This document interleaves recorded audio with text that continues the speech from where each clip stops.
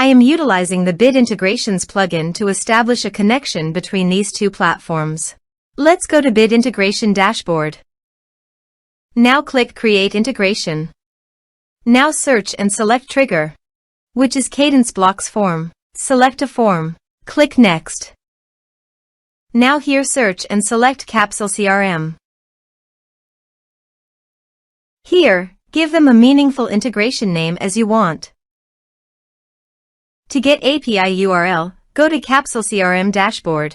Click Profile Name on the top right corner. Now click Account and Plan. Now, navigate the account setting and copy the site address. Paste it here.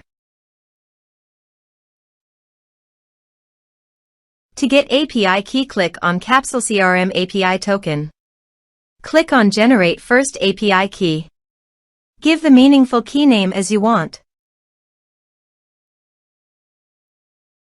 Enable all scope of this token, click Generate Token. Now copy the API key and paste it here. Now click Authorize. Authorization is successful. Click Next. Now select the action. Now map the field.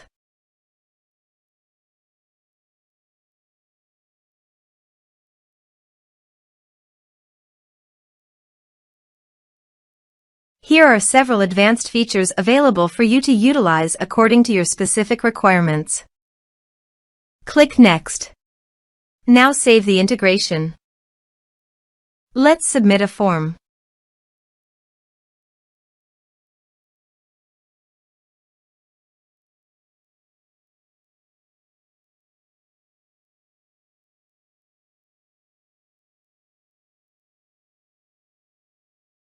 Click on Send Message. Form submitted successfully. Now go to Capsule CRM Dashboard and click People and Organization. Here's the data that came into Capsule CRM through the integration. Thanks for watching.